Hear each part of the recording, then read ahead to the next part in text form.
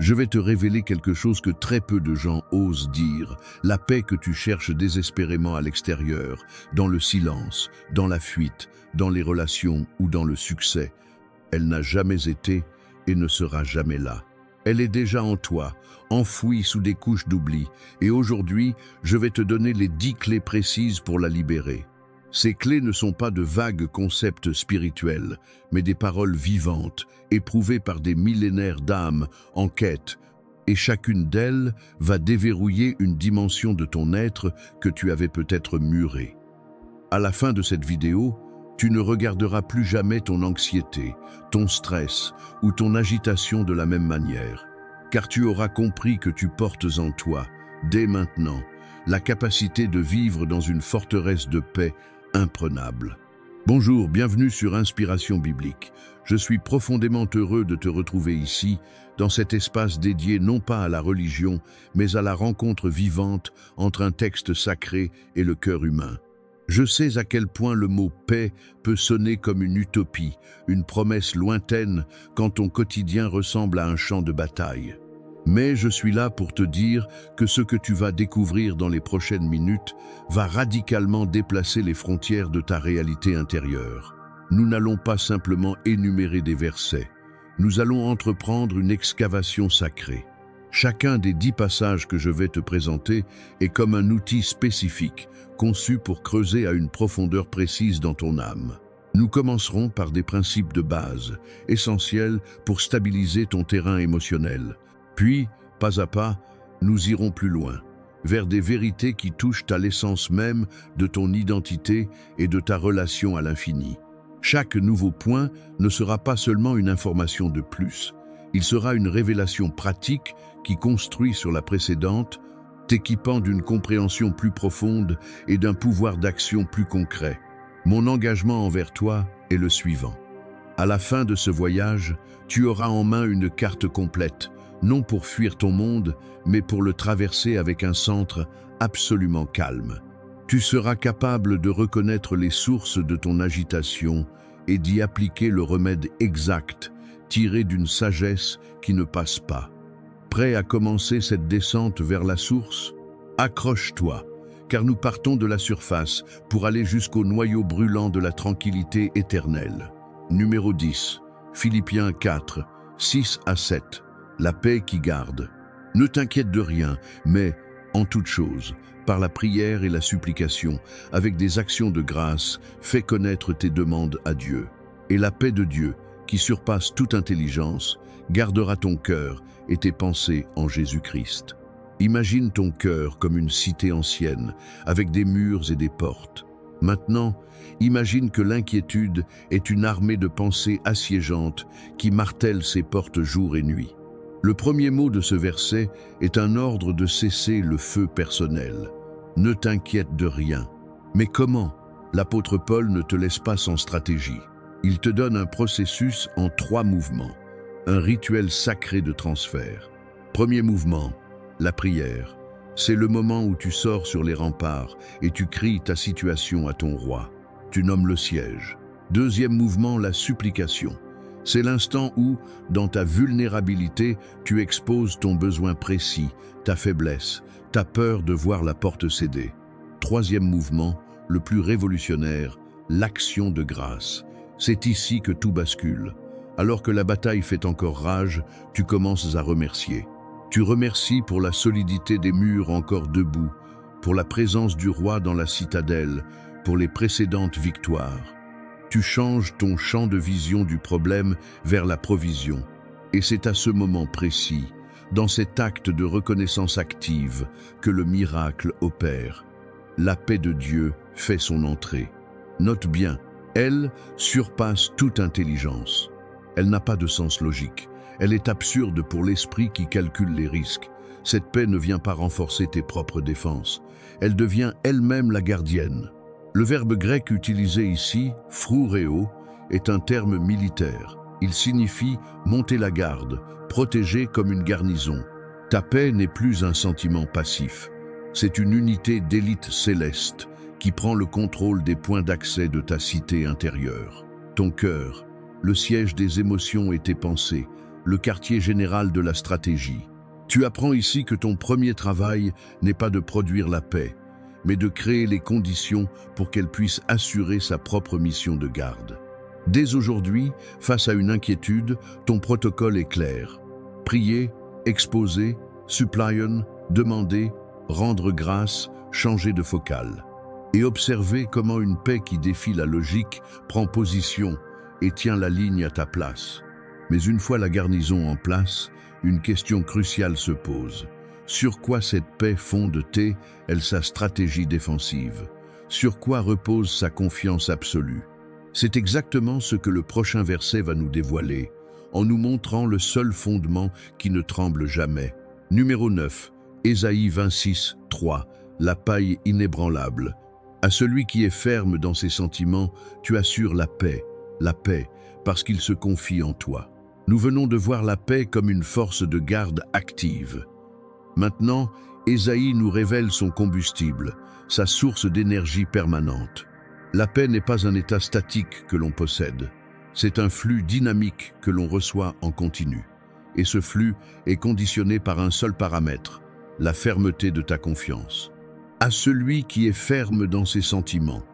L'hébreu parle de yessé, souvent traduit par imagination, dessein, esprit. C'est le façonneur intérieur, l'endroit où tu décides de la forme que tu donnes à ta réalité. Être ferme, c'est le fixer, le stabiliser, le pointer avec une détermination de laser sur un point unique. Et sur quoi le pointer? La réponse est dans la cause finale, parce qu'il se confie en toi. La confiance n'est pas un vague sentiment d'optimisme. C'est un acte de volonté répété, un choix délibéré de s'appuyer sur la fiabilité de Dieu plutôt que sur la stabilité des circonstances. La répétition, la paix n'est pas une faute de style, c'est une insistance prophétique. C'est la paix dans sa plénitude, la paix totale, la paix complète sous tous ses aspects. C'est la garantie d'une double portion, d'une surabondance. Pourquoi? Parce que lorsque ton esprit est ancré, rivé, soudé à la confiance, il cesse d'être un voilier ballotté par les vagues émotionnelles. Il devient un satellite géostationnaire, tournant autour de la vérité immuable de la fidélité divine. Dans cette stabilité orbitale, l'agitation des tempêtes terrestres devient un spectacle lointain qui ne peut plus perturber ton centre de gravité. Ta paix n'est plus à la merci de la mobilité de tes sentiments, elle est le produit direct de l'immobilité de ta confiance. Chaque fois qu'un sentiment d'angoisse, de colère ou de tristesse t'envahit, tu as désormais un réflexe. Au lieu de le suivre dans ses méandres, tu choisis consciemment de réancrer ton yesser, ton façonneur intérieur, sur le roc de la confiance. Tu déclares « Je choisis de me confier en toi » et la double paix devient ton atmosphère naturelle. Cette confiance, cependant, ne naît pas dans le vide. Elle a besoin d'un espace pour s'exercer, d'un lieu où l'âme peut littéralement s'arrêter pour réaliser en qui elle croit. Le prochain verset est une invitation à entrer dans ce lieu le plus sacré, le sanctuaire où la confiance devient une évidence palpable. Numéro 8. Psaume 46, 10 à 11. Le sanctuaire du silence actif. Arrêtez et sachez que je suis Dieu. Je domine sur les nations, je domine sur la terre. L'Éternel des armées est avec nous. Le Dieu de Jacob est notre forteresse. Nous parlons de confiance. Mais comment faire naître cette confiance quand le monde hurle? Le psaume 46 nous offre la clé la plus contre-intuitive qui soit. Le silence actif. Arrête. Rapha en hébreu. Ce n'est pas une suggestion de méditation passive, c'est un ordre militaire. Lâche prise, cesse de combattre, désarme-toi. C'est l'injonction de déposer les armes de ton contrôle, de ton analyse frénétique, de tes tentatives de réparer l'irréparable. Pourquoi ce lâcher-prise est-il si crucial? Parce qu'il crée l'espace nécessaire pour la révélation fondatrice « Et sache que je suis Dieu ». Dans le vacarme de ta propre activité, tu entretiens l'illusion que tu es au centre, que tout dépend de tes efforts. Le silence te replace dans la réalité cosmique. Il est Dieu, tu ne l'es pas. Je domine sur les nations, je domine sur la terre. Le chaos géopolitique, les bouleversements planétaires et par extension, les tempêtes dans ta vie microscopique. Tout cela est sous un contrôle souverain qui dépasse ton entendement. Et voici le pivot qui change tout. Ce Dieu souverain n'est pas un monarque lointain, il est avec nous. Le titre « Éternel des armées » évoque toute la puissance de l'univers mobilisé. Et cette puissance est à tes côtés. Elle se fait forteresse. Imagine, au milieu d'un champ de bataille dévasté, il y a une citadelle de granit, impénétrable. Tu n'as pas à gagner la bataille extérieure pour être en paix. Tu as juste à cesser de te battre, à reconnaître la souveraineté et à entrer dans la forteresse de sa présence. La paix, ici, est la sécurité absolue de celui qui est à l'intérieur des murs, quel que soit le bruit des combats à l'extérieur. Tu découvres que la paix n'est pas liée au calme des circonstances, mais à la sécurité de ta position. Ton devoir n'est pas d'éteindre l'incendie du monde, mais de t'arrêter, de réaliser qui est vraiment Dieu et de prendre refuge dans la forteresse invincible de son être avec toi. Chaque moment d'agitation est dès lors une alarme qui te rappelle à l'ordre. Arrête et sache. Cependant, une fois à l'intérieur de la forteresse, un nouveau combat peut émerger, celui contre les assaillants qui se sont glissés à l'intérieur avec toi, tes propres pensées captives de la peur. Le prochain verset va t'armer pour le combat le plus décisif. La bataille pour le contrôle de ton propre esprit. Numéro 7, Romains 8, 6. L'orientation déterminante. Et l'affection de la chair, c'est la mort, tandis que l'affection de l'esprit, c'est la vie et la paix. Tu es maintenant dans la forteresse, en sécurité. Mais tes pensées continuent de tourner en rond, ressassant les scénarios catastrophes, nourrissant l'anxiété. Pourquoi ? Parce que la paix n'est pas seulement une question de lieu-être dans la forteresse, mais aussi de direction. Paul, dans Romains, met le doigt sur le mécanisme fondamental, ton orientation intérieure. L'affection de la chair désigne tout ce qui, en toi, est tourné vers le moi immédiat, ses instincts de survie, ses désirs égoïstes, ses peurs primaires. C'est un mode de fonctionnement qui se nourrit de l'illusion du contrôle et de la satisfaction instantanée. Son résultat est sans appel. C'est la mort de la joie, de la relation authentique et bien sûr de la paix. C'est un système qui génère par nature l'agitation, car il est constamment en manque, en comparaison, en défense. À l'opposé, l'affection de l'esprit est tout ce qui, en toi, est tourné vers les réalités spirituelles, vers Dieu, vers l'amour, la vérité, la beauté éternelle. C'est un mode de fonctionnement qui se nourrit de la grâce, de la communion, de l'éternel. Son fruit est double, c'est la vie et la paix. La paix n'est donc pas un ajout, un bonus. Elle est le fruit naturel, automatique, d'une vie dont les affections sont orientées vers l'esprit. Chaque fois que tu choisis de nourrir ton esprit par la méditation, la lecture inspirante, la gratitude, la contemplation du beau, tu arroses la racine qui produit la paix. Chaque fois que tu cèdes à l'affection de la chair, rumination, amertume, convoitise, tu coupes cette racine. Tu réalises que ta paix intérieure est le thermomètre de tes affections. Elle te révèle vers quoi ton être profond est tourné.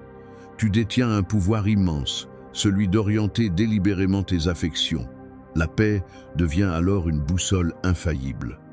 Quand tu la sens s'éloigner, c'est le signal qu'il est temps de réorienter ton regard, de nourrir ton esprit, de revenir à ce qui donne la vie. Mais comment nourrir cet esprit de manière concrète? Par quelles paroles spécifiques? Existe-t-il une nourriture si puissante qu'elle pourrait calmer instantanément la tempête? La réponse se trouve dans le verset suivant, qui est peut-être le cadeau le plus personnel et le plus audacieux jamais fait à un être humain. Numéro 6, Jean 14, 27, l'héritage présent. Je vous laisse la paix, je vous donne ma paix. Je ne vous la donne pas comme le monde la donne. Que votre cœur ne se trouble point et ne s'alarme point. Nous avons parlé d'orientation, d'affection. Maintenant, Jésus nous parle d'un don, d'un héritage. Note la progression incroyable. Je vous laisse la paix. C'est un legs, comme on lègue un bien précieux à ses héritiers. Mais il ne s'arrête pas là. Je vous donne ma paix. C'est ici que le caractère unique de cette paix est révélé. Ce n'est pas une paix générique, universelle. C'est la paix particulière, distinctive, qui a habité Jésus lui-même au milieu des injures, des trahisons, de l'angoisse à Gethsémane et de l'horreur de la croix. C'est une paix qui a été éprouvée dans les pires conditions possibles et qui en est sortie victorieuse. Et il précise, « Je ne vous la donne pas comme le monde la donne. » La paix du monde est conditionnelle, fragile, négociée. Elle dépend de l'absence de conflit, de la possession de biens, de l'approbation sociale. Elle est toujours sous la menace d'un revers. Sa paix à lui est d'une nature totalement différente. Elle est intrinsèque, fondée sur la relation d'amour parfaite avec le Père. Elle est indépendante des circonstances. Puis vient l'ordre, qui n'est plus une impossibilité, que ton cœur ne se trouble point et ne s'alarme point. C'est un ordre rendu possible par la possession de ce legs. Si tu as reçu la paix de Christ, tu as reçu le droit légal de refuser le trouble et l'alarme. Tu peux leur fermer la porte en disant « Désolé, cette place est déjà occupée par un héritage qui ne peut être révoqué. Ta paix n'est plus un but à atteindre par tes efforts spirituels. Elle est un héritage à réclamer, à posséder et à habiter. Chaque moment de trouble est une opportunité de te rappeler « J'ai reçu la paix de Christ. Elle est à moi. Elle est en moi. Je choisis de vivre à partir d'elle, et non à partir de ce qui veut la troubler. » Un tel héritage change radicalement ta position dans l'univers. Il ne change pas seulement ton état intérieur, il change ton statut légal devant la plus haute instance qui soit. Le prochain verset va t'expliquer comment cet héritage de paix est le résultat d'une réconciliation cosmique qui a fait de toi un citoyen d'un royaume inébranlable. Numéro 5, Romains 5, 1 à 2. La paix fondamentale. Étant donc justifiés par la foi, nous avons la paix avec Dieu par notre Seigneur Jésus-Christ, à qui nous devons d'avoir eu par la foi accès à cette grâce, dans laquelle nous demeurons fermes et nous nous glorifions dans l'espérance de la gloire de Dieu. Avant de chercher la paix en nous, il faut établir la paix avec Dieu. C'est le fondement non négociable de tout le reste. Paul utilise le terme juridique « justifié ». C'est l'acquittement, la déclaration de non coupable prononcée par le juge suprême, non à cause de nos mérites, mais par la foi en Jésus-Christ. Le résultat, nous avons la paix avec Dieu. L'état de guerre est terminé, la rébellion est pardonnée, la séparation est abolie. C'est la paix la plus fondamentale qui soit. Toutes les autres paix, la paix intérieure, la paix avec les autres, la paix avec les circonstances, sont des extensions, des fruits de cette paix primordiale. Imagine un prisonnier de guerre qui apprend non seulement qu'il est libéré, mais qu'un traité de paix éternel a été signé, scellé par le sang du fils du roi adverse. Son identité change. Il n'est plus un ennemi, mais un invité d'honneur. Le verset poursuit. Nous avons eu par la foi accès à cette grâce. L'accès n'est plus barré. Tu as un laissez-passer permanent dans la salle du trône de la faveur divine. Et dans cette salle, nous demeurons fermes. Cette paix relationnelle devient le socle, la plateforme stable sur laquelle tu peux tenir debout, immuable, quels que soient les tremblements de terre existentiels. Sur ce socle, tu peux même te glorifier dans l'espérance, c'est-à-dire exulter d'avance dans la certitude de la gloire à venir, car le plus grand des problèmes, la condamnation, est déjà résolu. Tu réalises que ta quête de paix commence par regarder à l'extérieur de toi, vers la croix. Ta tranquillité n'est pas d'abord le produit de ton travail sur toi-même, mais le résultat d'un travail déjà accompli pour toi. Tu peux cesser de chercher à mériter la sérénité. Elle t'est offerte comme un package avec ta justification. Ta première action pour retrouver la paix, c'est de te rappeler et de croire que tu es déjà en paix avec Dieu. Avec un tel socle sous tes pieds, tu es maintenant prêt à recevoir un mandat plus exigeant et plus glorieux. Il ne s'agit plus seulement de posséder la paix, mais de lui donner toute l'autorité sur ton territoire intérieur. Le verset suivant va t'ordonner de faire de la paix ton souverain absolu. Numéro 4, Colossiens 3, 15. Le souverain intérieur est que la paix de Christ, à laquelle vous avez été appelés pour former un seul corps, règne dans vos cœurs. Nous passons ici de la possession à l'autorité. Paul ne prie pas pour que tu aies la paix, il prie pour qu'elle règne, en grec brabeo. Ce terme est fascinant. Il était utilisé pour désigner l'arbitre qui décide du vainqueur dans un match ou le gouverneur qui préside au jeu. C'est l'idée d'une autorité qui arbitre, qui tranche les conflits, qui donne le verdict final. Ta vie intérieure est un parlement bruyant où siègent diverses émotions, désirs, craintes et pensées. Elles débattent, s'opposent, crient. La paix de Christ n'est pas invitée à siéger comme une simple députée de plus. Elle est appelée à être la présidente, celle qui a le dernier mot, qui donne le ton, qui met fin aux débats stériles. Et remarque bien, c'est une vocation à laquelle vous avez été appelés. Laisser la paix régner n'est pas une option de vie avancée pour spirituels confirmés. C'est le cœur de ton appel, la raison même pour laquelle tu respires. Le contexte, pour former un seul corps, montre que cette paix souveraine en toi est aussi le ciment de la communauté. Mais tout commence dans le microcosme de ton cœur. Si la paix y règne, elle pourra s'étendre à tes relations. Comment la laisser régner? En lui donnant le droit de veto sur toute pensée qui l'attaque, sur toute émotion qui la défie. Quand l'anxiété monte à la tribune pour parler, la paix de son siège présidentiel peut dire « Ta parole n'est pas recevable, la décision est déjà prise, tout est grâce ». Tu réalises que tu n'es pas un spectateur impuissant de la guerre civile dans ton âme. Tu es le chambellan chargé d'introduire le vrai souverain sur le trône. Chaque jour, par une décision consciente, tu peux confirmer la paix de Christ dans son rôle d'arbitre suprême de tes conflits intérieurs. Ton rôle est de faire respecter ses décrets. Mais un souverain a besoin d'être soutenu, nourri, entretenu. Comment maintenir la présence et l'autorité de ce souverain de paix dans les moments de sécheresse? La prière qui va suivre est peut-être la formule la plus simple et la plus complète pour assurer son règne perpétuel. Numéro 3. 2 Thessaloniciens 3, 16, la source personnelle. Que le Seigneur de la paix vous donne lui-même la paix en tout temps, de toute manière. Que le Seigneur soit avec vous tous. Nous atteignons ici un sommet de simplicité et de profondeur. Paul ne prie pas pour une chose, mais pour une personne. Il s'adresse au Seigneur de la paix. La paix n'est pas une entité abstraite, elle est une caractéristique essentielle de Christ. Il en est le Seigneur, le Maître, la source même. Et que demande-t-il? Qu'il vous donne lui-même la paix. C'est capital. On ne te donne pas un produit détaché de sa personne.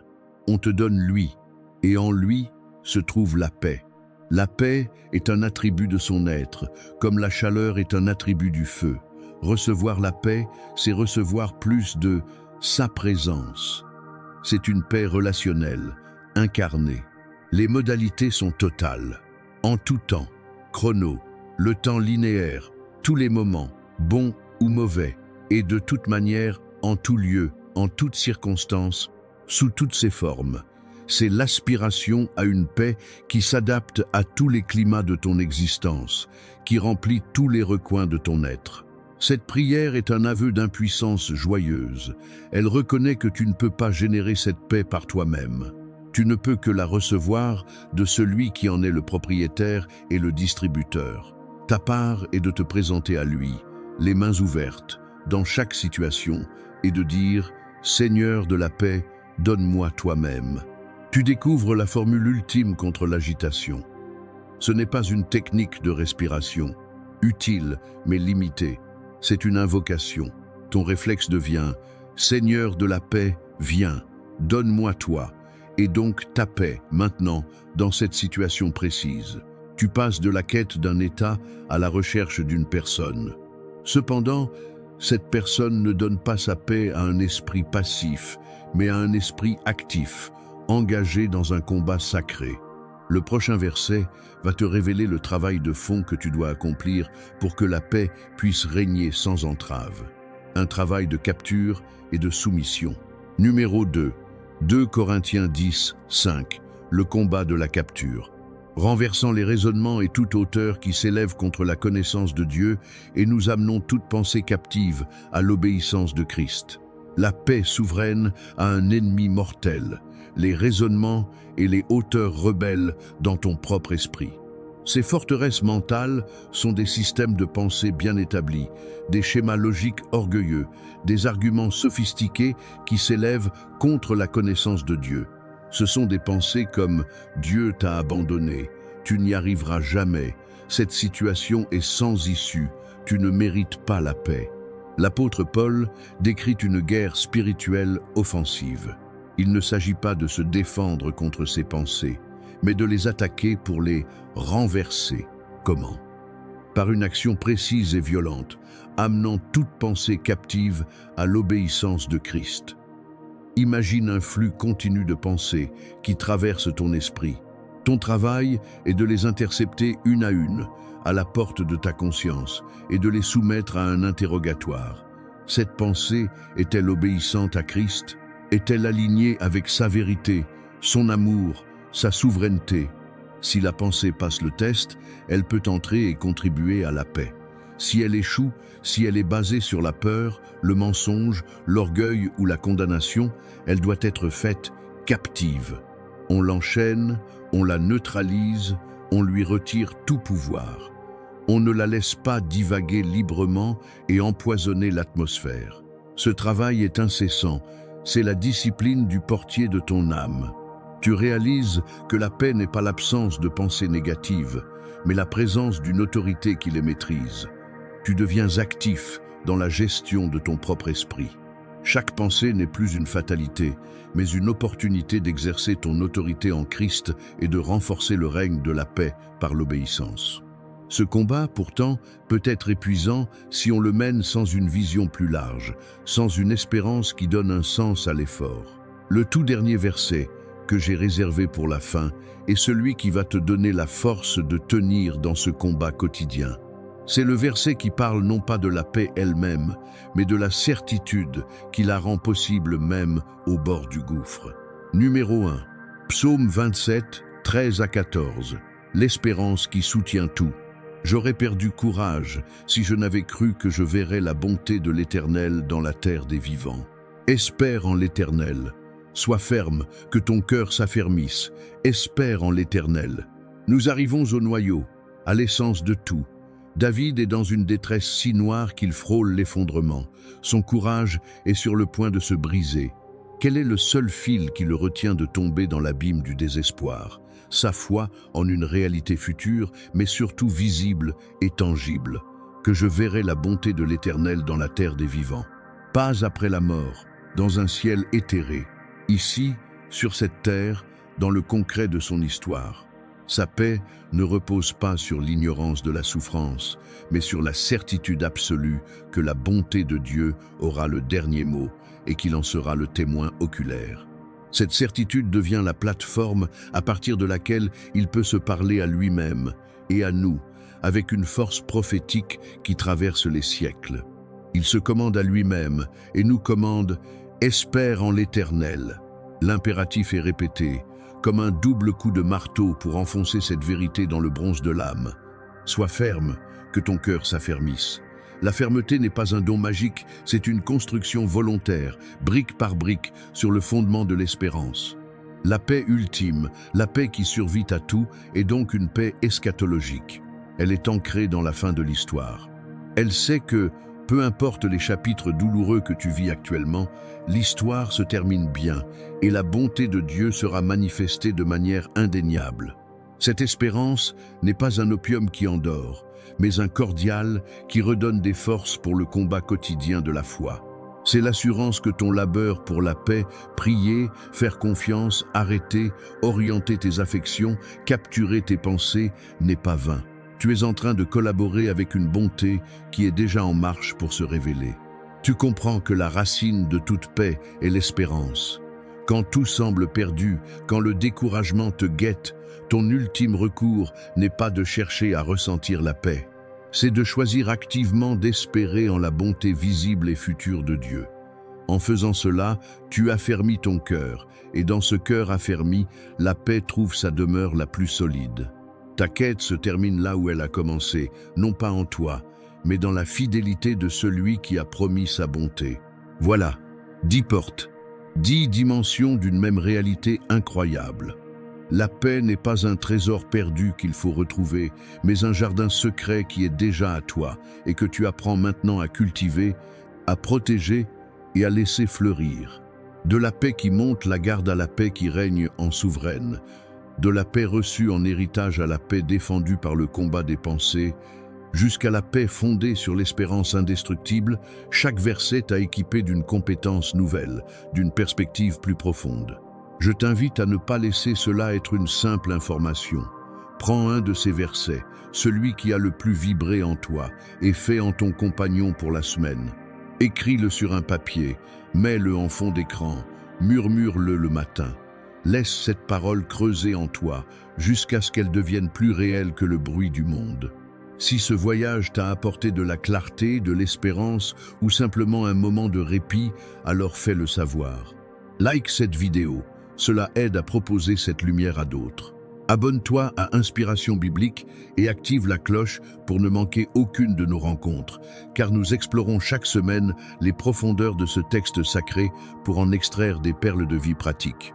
Et pour continuer à construire sur ce fondement, je te recommande de regarder absolument notre vidéo intitulée « PSAOUME 27 cachés dans l'abri de Dieu quand tout tremble ». Nous y explorons ligne par ligne ce champ de confiance ultime et tu découvriras comment transformer la peur en assurance profonde. Le lien est ici à l'écran et dans la description. Merci d'avoir pris ce temps précieux pour ton âme. Souviens-toi, tu n'es pas seul dans ta quête de paix. Elle est ton héritage, ta vocation et ta destinée. Espère en l'Éternel. Sois ferme. Que ton cœur s'affermisse. À très bientôt, sur le chemin, sur Inspiration Biblique.